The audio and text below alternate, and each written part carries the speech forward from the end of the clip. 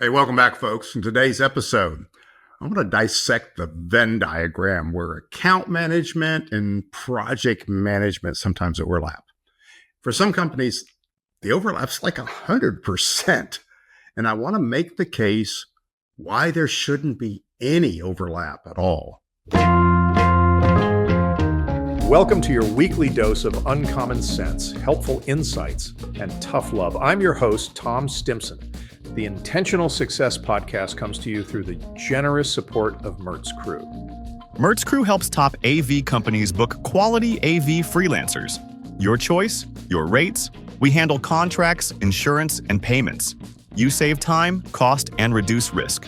Start today at mertzcrew.com. Now on to the show. So, ladies and gentlemen, I got a question for you. If I asked you to tell me about your sales team, what would you say? I do this all the time. Let me tell you, more than half of you are going to tell me that you have no one in sales. We don't like that word. No one considers themselves a salesperson. Well, great. You didn't understand the question, right? I didn't ask you, do you have people with business cards that says salesperson on it? I asked you, who's in sales? Okay. How do you get sales done? What are the people doing? Your response might be, we have production managers and we have project managers, or we have technical directors and designers and department heads, and they're all involved in helping the customer, meet the customer's needs. Awesome. Lovely. Great. Who's the salesperson? Well, there isn't one. Yes, there is. It's crazy. I have seen many 50-year-old companies that have, dozens of employees, right? And not a single person that has any kind of a sales, air quotes, sales role or any sales department, right? In fact, the entire company's, they're order takers, okay? Which, hey, hello, that's a form of sales, right? So we have a lot of people who are in sales. The primary way they take sales is they just take orders from the customers, and sometimes business happens. Oh, good grief. Look, sales is a process. It's not a title. Just like project management is a process, project manager is not a title. It's a horrible title. Somebody sells stuff. Somebody tells the customer how much things cost, and the customer says, oh, okay, I don't care what you call them, okay? You're doing sales, right? Now, if you don't want the sales title, and I know all the reasons you don't want to, oh, sales means I have to go out and find new business. Ooh, sales means I have to be smarmy. I have to wear a really bad sport jacket. I have to go have lunch with people. I don't care what you think sales is or which movie you watched that gave you that impression. The fact is, the people who create revenue for your company that interface with clients come in all shapes and sizes. They come through all kinds of roles, but the fact of the matter is selling is involved. Now, what we have done in my primarily AV audience is we've created basically 3 variations of the sales project management model, and none of them solve the problems they're trying to solve. And I'll explain. Look, many of you have an account executive who, once they get the opportunity, they talk to the client, the first thing that has to happen is you assign it to a project manager. And the project manager is now available to go do a site survey, maybe do some technical drawings, build the estimate, put all the parts and pieces in there, figure out how many widgets we're going to need so we can add all those magic numbers up and present that back to the account executive, who will then tell the client what it's going to cost. Sometimes this model is the account executive hands it off to the project manager, who then becomes the interface with the client and tells them what it costs. It's the same thing. What did I need the account executive for, really? So that's a very common model. The amount of responsibility of that project manager or production manager in that relationship will vary. But the fact of the matter is, there was a account executive or account manager handing off a job to a project manager, and thereby transferring the client and the responsibility of going forward to another person. It's very, very common.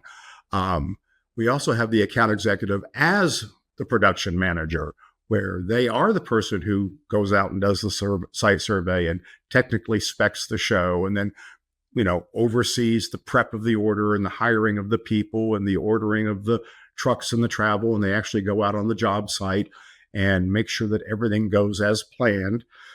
Sometimes they even like to put on their headset and call the show because they're just that cool, right?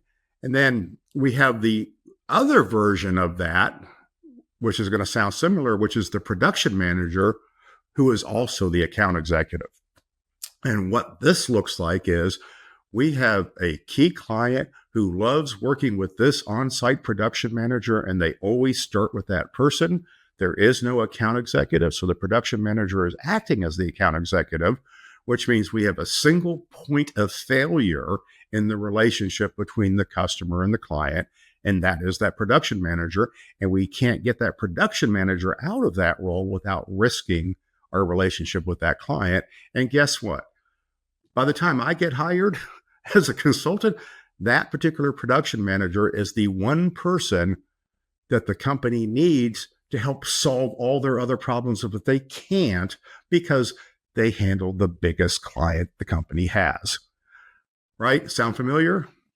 Now, account management, production management, project management, two different jobs, two different roles. Very rarely do they need to be the same person. The Venn diagram of skills of what do I need in these roles, there's not much overlap. Good production manager is a people person. They're a good listener. They're good at converting ideas into action, as an account manager should do, but there's a lot of other skills involved in account management. So very often we'll have that, we'll see the owner of the business, those old companies with no sales organization. That's because the owner is the salesperson. They don't know it. They don't think it. They don't realize that they're doing sales all the time because it comes so naturally to them. And everybody has built this mechanism around them of all these titled production managers, project managers, lead techs, technical directors, designers, and draftsmen that support this, because the one salesperson in the company doesn't do much more than throw out a number in front of the client and hope everybody sticks to it, or they can work with it and end up with money at the end of the day. So there's a lot of challenges that manifest because we don't understand where sales happens, and more importantly, what sales is. Okay. Now, for a small company, having the owner salesperson with a team around them to support that is probably about as scalable as you can get, except that all of those people end up going out on the job, which means that there's nobody to work on the next job and everybody comes back burnt out. But that's another podcast. Okay.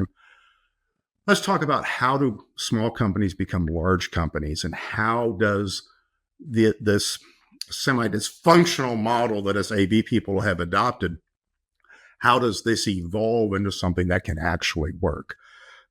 Now, back in the day,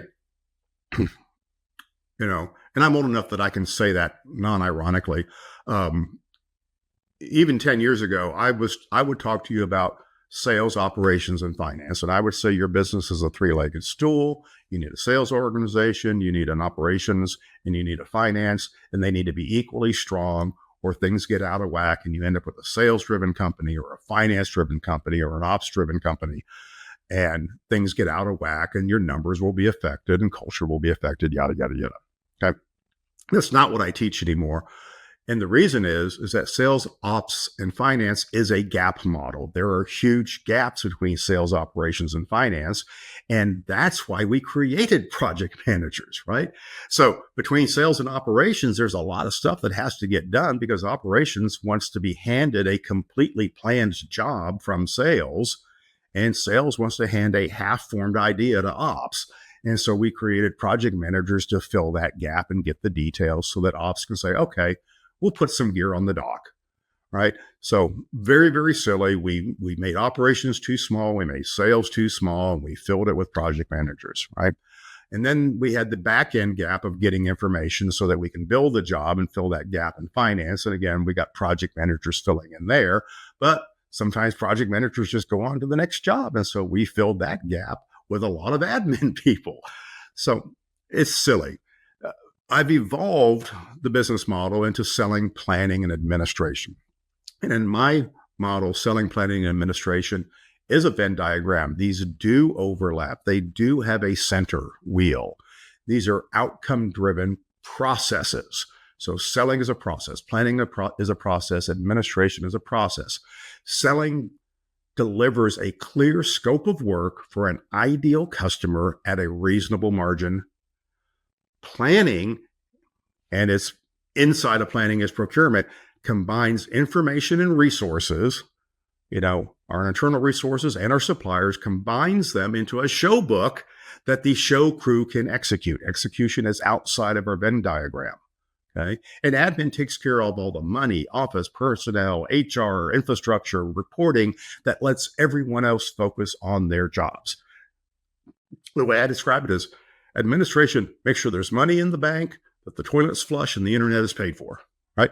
So all those things that we don't have to worry about so we can do our roles in selling and planning to serve our customer, which is the execution team, right? Very different model. There are no gaps. There are processes that are married together and serve one another. Now, it's okay, even in my model of selling, planning, and admin, to not have anybody called sales.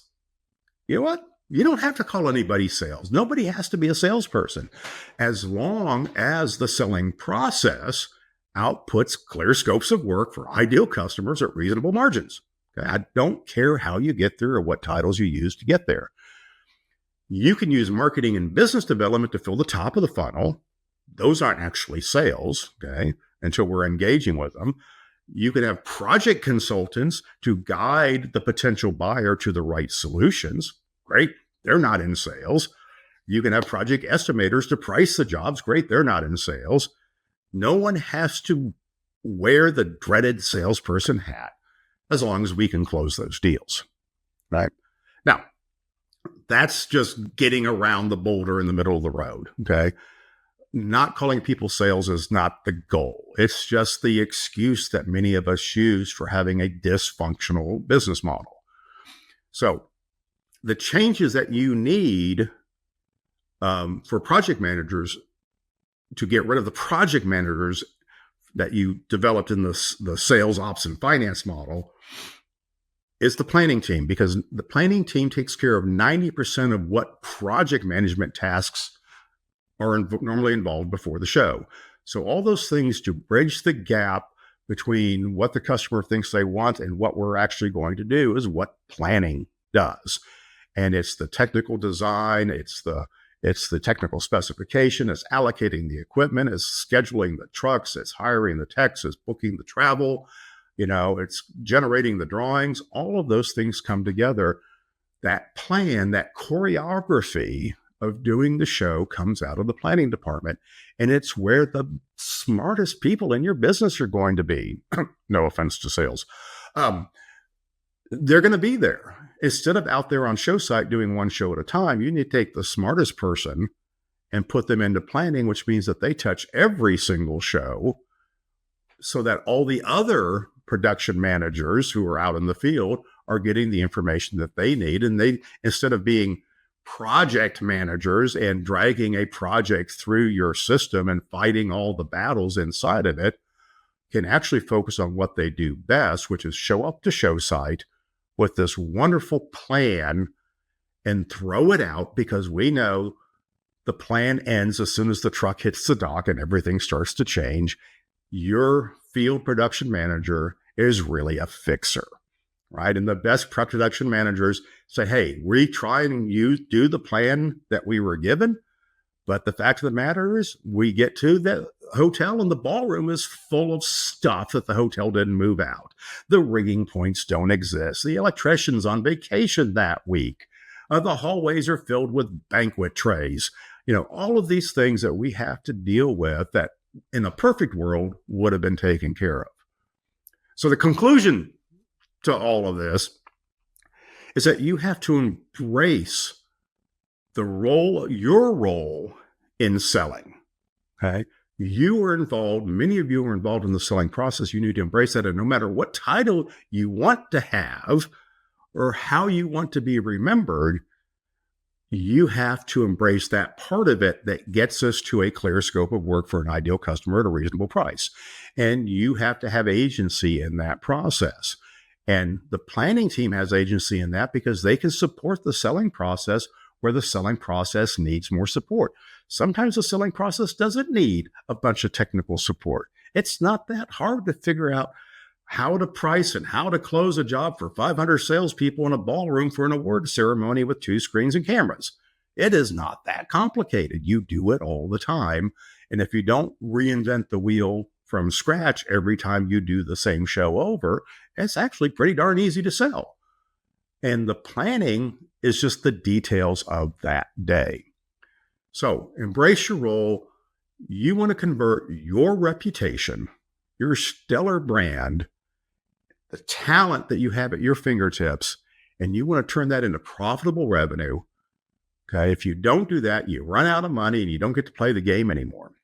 So titles don't matter. Okay. Roles do. Have any title you want. You can be sales. You can be a consultant. You can be a solutions consultant. There you go. But some part of your job is going to be what we classically call selling and classically call sales, because the end result is there's executable revenue. Project managers are a Band-Aid. Okay? Planning is what project managers fulfill. You can put project managers, you can even stick that title on planning if you want, but I think it's a misnomer. Ultimately, what we want are the people who are good at organizing things out in the field, taking that well-developed plan, leading the team to execute it, and, oh, by the way, fielding all the changes that immediately start to happen, which is part of what makes this industry so fun. And that's what we're all trying to get to, is that moment where you get to be the hero and save the day because you thought ahead and moved that case before somebody tripped over it. It's a wild industry. Anyway, embrace being in sales. You are part of the solution. You're not part of the problem. Let's get after it. Thanks for listening. I'll get off my rant now. If you liked this episode of the Intentional Success Podcast, please leave a review and don't forget to like and subscribe. This podcast has been brought to you by the helpful folks at Mertz Crew.